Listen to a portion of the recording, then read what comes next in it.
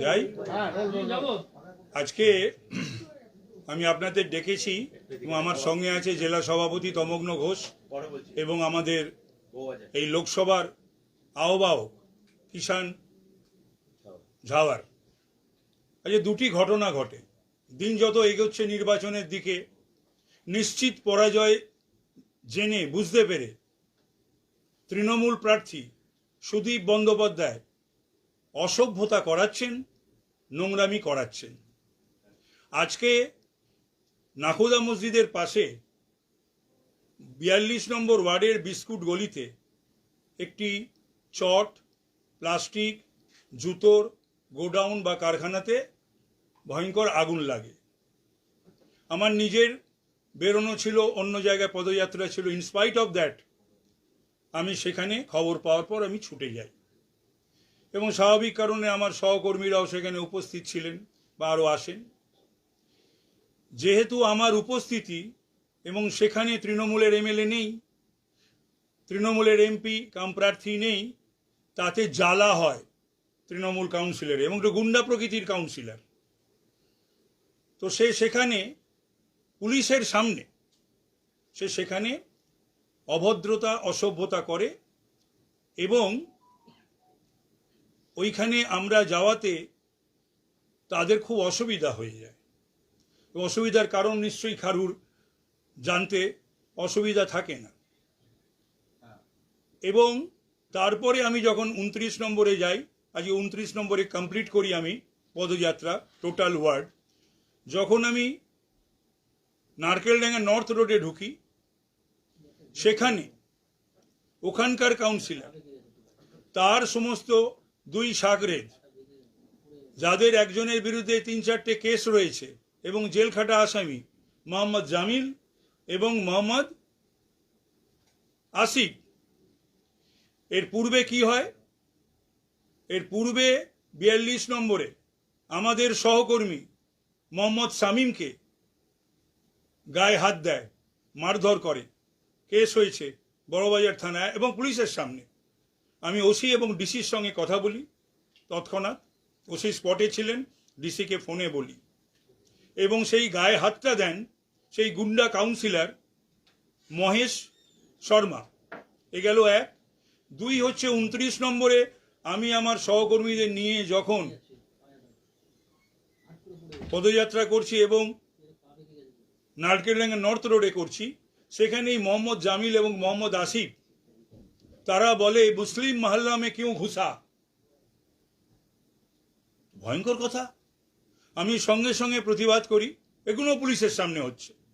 এটাও আমি DC, ESD এবং ওসি নারকেলডাঙ্গাকে বলি। তা আমি দাঁড়িয়ে 2 বার প্রতিবাদ করি, এই সমস্ত কথা বলো না, এটা ভয়ঙ্কর কথা। এটা কি ভারতবর্ষ নয় নাকি? এটা কি পশ্চিমবাংলা নয় নাকি? মুসলিম মহল্লা কেউ ঘুষা? আমি 13 বার এটা নিয়ে প্রার্থী, এর আগে 12 বার, কখনো আমাকে এই কথা শুনতে হয়নি। এবং আমি যে বিভিন্ন জায়গা থেকে বিধায়ক ছিলাম, সমস্ত জায়গায়, রাজাবাজারের বিধায়ক ছিলাম, জাকিরিয়া, নাকোদা মসজিদ, কলুটোলা এমএলএ ছিলাম, বরানগরের আলমবাজার, রাজাবাগানের এমএলএ ছিলাম। আমি জীবনে এ ধরনের কথা শুনিনি। আমি রিয়েলি আমি অত্যন্ত শকড এবং ভাবিত, চিন্তিত। এবং এইগুলো সমস্ত কিছু করাচ্ছেন পরাজয় নিশ্চিত জেনে তৃণমূল প্রার্থী সুদীপ ব্যানার্জি।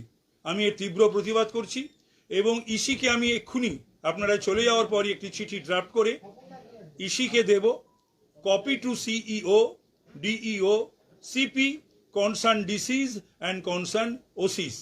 তো ভয়ঙ্কর বিষয়।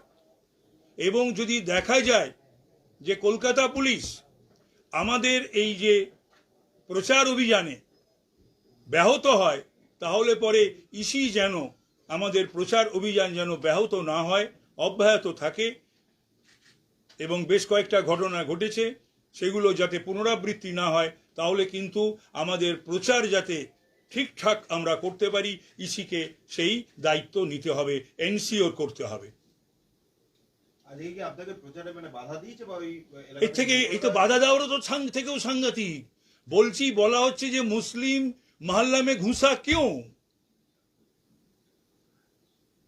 শেষ পর্যন্ত কোনো প্রচার করতে পেরেছি? 100 বার করেছে, পুরো বললাম তো, শুরুতেই বললাম। তোমরা বোধহয় মুশকিল হচ্ছে, তোমরা না পুরোটা শোনো না, দিয়ে ঘন ঘন উল্টো পাল্টা প্রশ্ন করে। এগুলো দয়া করে করো না, অন্তত আমার সঙ্গে করো না, ভালো লাগে না আমার। বিরক্ত, এমনি বিরক্ত, আরো বিরক্ত করো তোমরা। সেটা হলো যে আমি প্রথমেই তো বললাম যে আমি 29 নম্বর ওয়ার্ডের পুরো প্রচার অভিযান চালিয়েছি, কমপ্লিট করেছি। আমি পালিয়ে যাওয়ার লোক নই, জীবনের দাঁও লাগিয়ে এই নির্বাচন লড়ছি। আমার প্রাণ চলে গেলেও কিছু যায় আসে না। কতবার বলবো এই কথা? আমি পালানোর লোক? দাঁড়িয়ে দাঁড়িয়ে মৃত্যুবরণ করব? তবু পালানোর লোক আমি নই। যারা জানে তারাই জানে।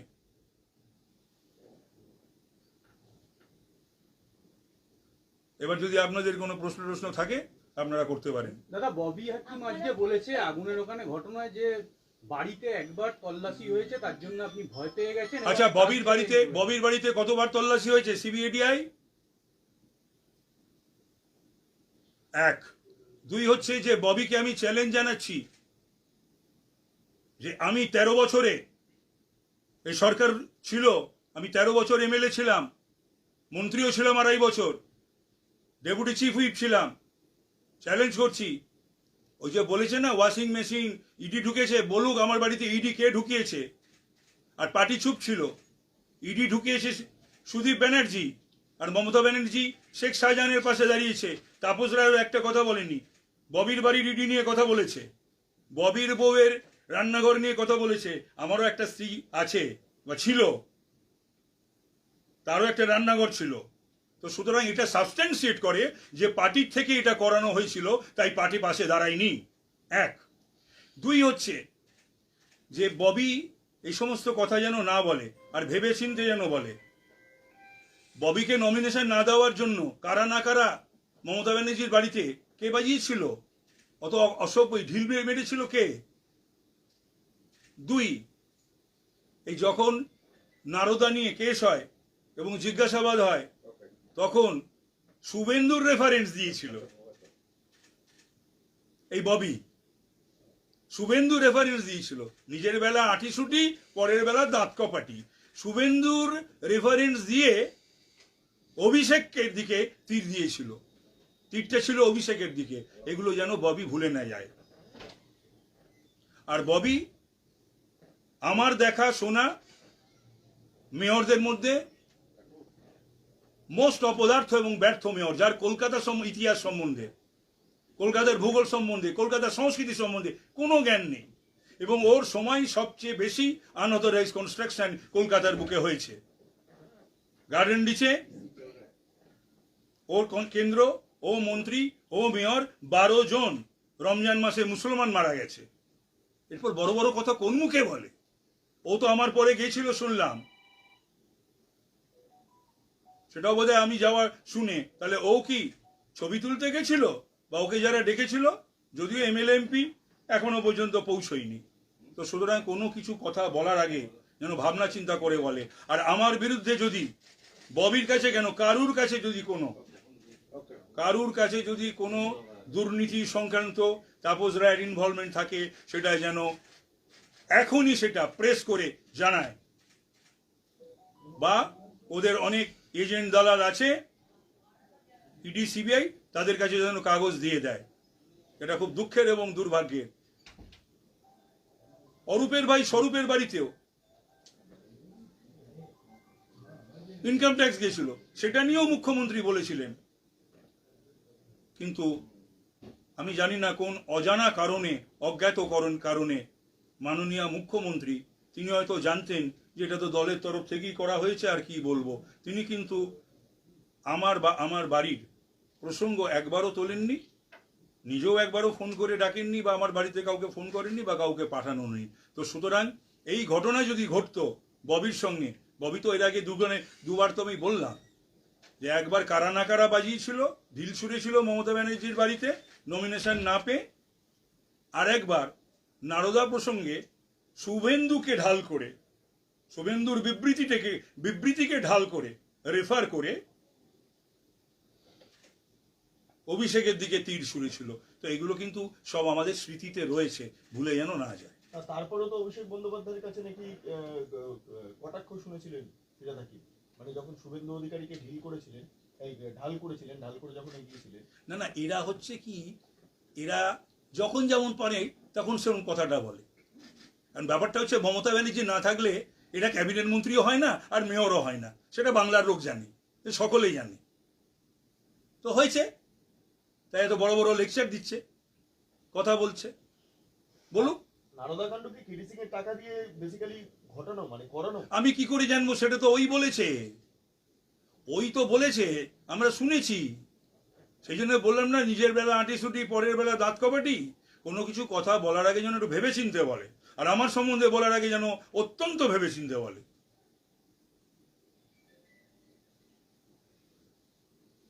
অন্য প্রশ্নে যাবো দাদা? 100 বার। আচ্ছা, বলছিলাম যে সুপ্রিম কোর্টে এই যে সন্দেশখালী ইস্যুটা, সেটা 3 মাসের জন্য পিছিয়ে গেল, রাজ্য একটু সময় চেয়েছে। এই গোটা বিষয়টাকে আপনি কিভাবে দেখছেন? কেন সময় চাই আমি জানি না, কেন যে সময় দেওয়া হয় তাও আমি জানি না। সন্দেশখালীর ঘটনা আন্তর্জাতিক ক্রাইম এবং ক্রিমিনালদের একটা চক্র, সেইখান থেকে বহু অন্য রাষ্ট্রের ক্রিমিনালরা আসা যাওয়া, আবার এখান থেকে অন্য জায়গায় যাওয়া, এবং এই যে ধরা পড়েছে শেখ শাহজাহান বা তার এই সাগরেদরা, তাদেরই তো বয়ানের ভিত্তিতে ওখানে এনএসজি, তাদেরই তো বয়ানের ভিত্তিতে ওখানে সিবিআই। এ ব্যাপারেও তো মাননীয় মুখ্যমন্ত্রী বিধানসভায় বলেছিলেন ইডি টার্গেট করেছে শেখ শাহজাহানকে। তিনি একবার বলতে পারলেন না? আমাকে যেদিন আমার বাড়িতে ইডি রেড হয়েছিল, আরো দুজনেরও হয়েছিল দলের, একজন মন্ত্রী আর একজন এক্স চেয়ারম্যান। সেটা নিয়ে তো তিনি বলতে পারতেন। ওনার রিয়াকশন সবসময় বেছে বেছে, এটা সত্যি কথা, দুঃখের এবং দুর্ভাগ্যের সেই দিন ছিল, আজ নয়। তো সুতরাং এগুলো সম্বন্ধে নিশ্চয়ই আমি বলবো এবং প্রতিবাদ করব, 100 বার করবো। তৃণমূল কংগ্রেস অভিযোগ করছে যদি অন্য রাষ্ট্রের গুন্ডারা এখানে আসে, অস্ত্র আসে, সেটা আটকানোর দায়িত্ব কেন্দ্রীয় সরকারের, রাজ্য পুলিশের নয়। বর্ডার টপকে আসছে, বর্ডারের দায়িত্ব রাজ্য পুলিশের কি দায়িত্ব রয়েছে? কোনো দায়িত্ব। সব যখন কেন্দ্রের দায়িত্ব, তখন কেন্দ্র তাহলে কেন্দ্রের কাজ করছে, তো জ্বালা হচ্ছে কেন? ইডি, সিবিআই, এনআইএ, এনএসজি তাহলে ঠিকই করছে। তার কারণ হচ্ছে জাতীয় প্রতিরক্ষা, দেশের প্রতিরক্ষা, দেশের সার্বভৌমত্ব। এগুলো তো রাজ্যের কাজ নয়, তো কেন্দ্রের কাজ ঠিকই করছে। আর অদ্ভুতভাবে ইলেকশনটা কেন্দ্রের হচ্ছে, এখানে ওই ম্যানিফেস্টো, ইশতেহার ছাপানো হচ্ছে।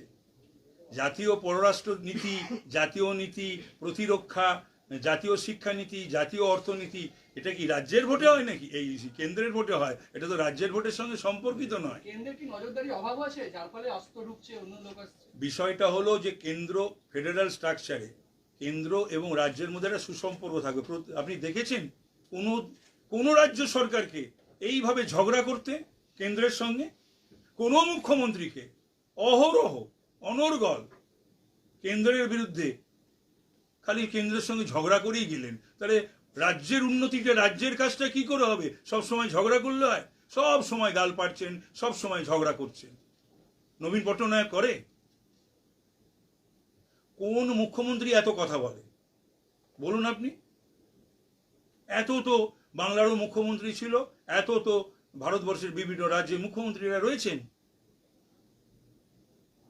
বলছিলাম যে অভিষেক বন্দ্যোপাধ্যায়ের কোর্ট সংক্রান্ত বেশ কিছু মন্তব্যকে কেন্দ্র করে এই মুহূর্তে প্রধান বিচারপতির দৃষ্টি আকর্ষণ করলে কৌস্তব বাগচি। তিনি বলছেন যে অবিলম্বে এই বিষয়গুলো দেখতে হবে, কারণ কোর্ট সম্পর্কে কিছু মন্তব্য করছেন অভিষেক বন্দ্যোপাধ্যায়, পুরুলিয়ার সভাতে করেছেন। কোর্টের যদি দৃষ্টি আকর্ষণ, একটা তো শুনলাম সুমোটো হয়েছে, এটা দৃষ্টি আকর্ষণ করা হয়েছে। তো সুতরাং আদালত, মাননীয় আদালত বা মাননীয় বিচারপতিরা যেটা সঙ্গত সেটার দিকে দৃষ্টিপাত করবেন। এ বিষয়ে আমার কিছু বলার নেই, সেই অর্থে দেখা যাক। এসএসসি মামলার আজকে শুনানিও রয়েছে। আজকে 26,000 চাকরি গিয়েছে, যেটা নিয়ে অনেকে আবার বলছেন যে 26,000-এর মধ্যে যারা যোগ্য প্রার্থী তাদেরও চাকরি গিয়েছে, এক্ষেত্রে তারাও সমস্যা করছে। সবটা মিলে এই জায়গাটা এলো কেন? এই উত্তরও আমি বহুবার দিয়েছি। এই জায়গাটা এলো কেন? কে দায়ী? কারা দায়ী? যোগ্যরাই তো চাকরি করবে। এখানে উল্টো হচ্ছে, অযোগ্য পরীক্ষা দেয়নি, ফেল করেছে, পাস করেনি, ওএমআর সিট বদলে গেছে, তারা করছে চাকরি। অর্থের বিনিময়, আর যোগ্যরা ধর্ণা দিচ্ছে মাসের পর মাস, বছরের পর বছর। আমি এখনো বলছি মানবিক কারণে যে যোগ্যদের চাকরি পাওয়া উচিত, কিন্তু যারা এতদিন ধরে চাকরি করে সেটা আদালতের বিচার্য, আদালত কি রায় দেবেন, কি করবেন না করবেন।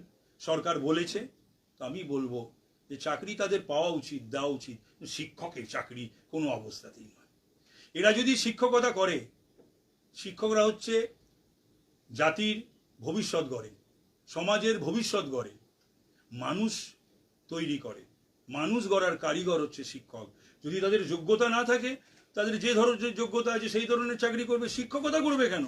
শিক্ষকতার তো একটা নির্দিষ্ট যোগ্যতার প্রয়োজন রয়েছে, সেটা নিশ্চয়ই বোঝার ক্ষমতা সকলেরই রয়েছে আমাদের। আজকে বিজেপির প্রতিনিধি দল 3টের সময় কমিশনে যাচ্ছে। দেখা গিয়েছে যে এক বিজেপি মহিলার তার মাথা ফেটে গিয়েছে, পুলিশ এখনো পর্যন্ত অভিযুক্তকে ধরতে কার্যত পারেনি। এই পরিস্থিতিতে দাঁড়িয়ে আপনার উপরে আজকে এই ধরনের একটা আক্রমণ বা না, ওই তো বলেছে তো, ববি নাকি ওখানে দাঁড়িয়ে বলেছে, শুনলাম যে হ্যাঁ আমি ডিমান্ড করেছি অ্যারেস্ট। আমি তো আজকে হ্যাঁ এটাও ডিমান্ড করছি অ্যারেস্টের, যে ওই 42-এর কাউন্সিলর যে ঘটনা আজকে ঘটিয়েছে, ওর অ্যারেস্ট, ওকে গ্রেপ্তার করা উচিত।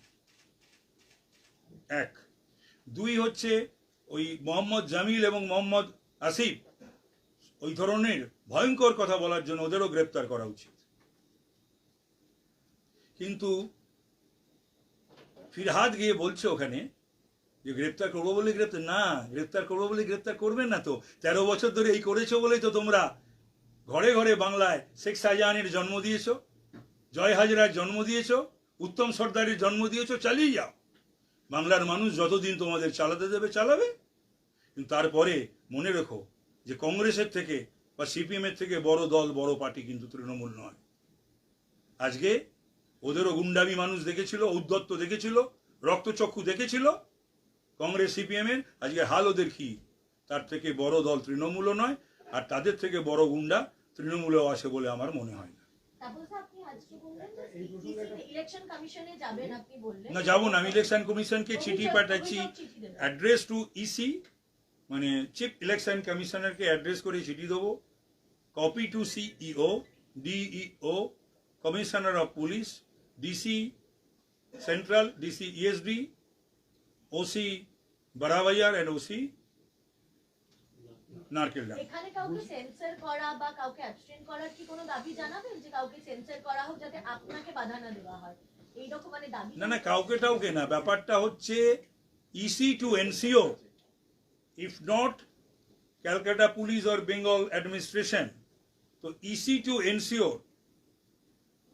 my campaign and protection of my colleagues, because 2 things happened today. One at under Barabajar PS Ward 42 and another at under Narkeldanga PS Ward number 29.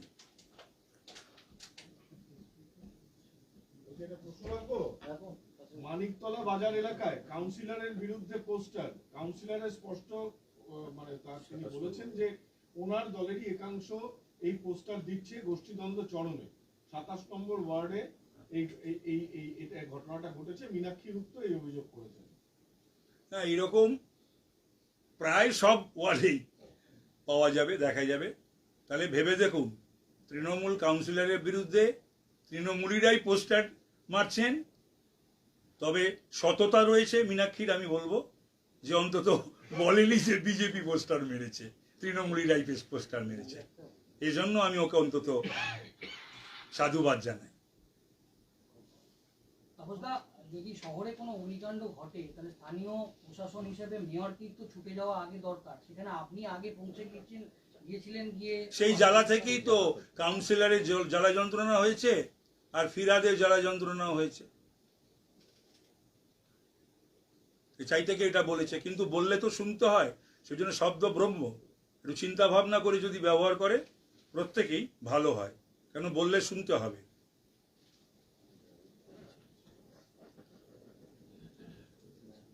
এই যে কয়েকদিন আগে রাত 1টায় ব্যবন রোডে আগুন ধরেছিল, তো আমি গেছিলাম, আমি গেছিলাম, তমগ্ন গেছিল, আমাদের সব কলিগরা গেছিল, সেখানেও তো কেউ পৌঁছয়নি। এখন এই ধরনের ঘটনা ঘটলে বা অসহায় মানুষের পাশে দাঁড়ানোটাও তৃণমূল সহ্য করতে পারছে না।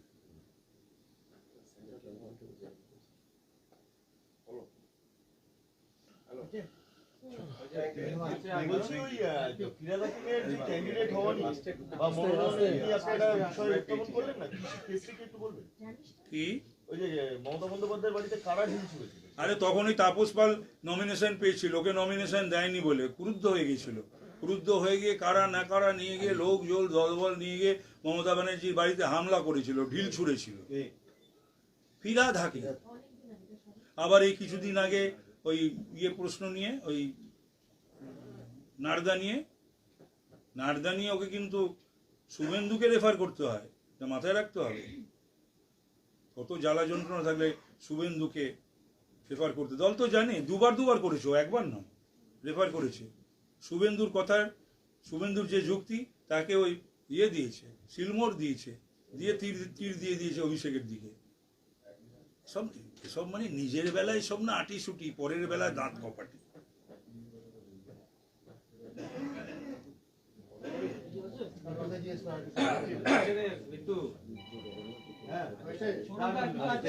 আচ্ছা, এরপরে কিষাণ ঝাওয়ার রয়েছে আমাদের কনভেনার লোকসভার, 42-এর এক সময়ের কাউন্সিলর এবং দীর্ঘদিনের ওর ওয়াইফ কাউন্সিলর। যদি কিছু জানার থাকে 42 নিয়ে বা আজকে অগ্নিকাণ্ড এবং অগ্নিকাণ্ড পরবর্তী কাউন্সিলরের ভূমিকা নিয়ে, তাহলে আমি কিষাণকে ডেকে পাঠিয়েছি এবং এসেছে, তাকে তোমরা জিজ্ঞাসা করতে পারো, ওর কিছু বলারও রয়েছে। কিষাণ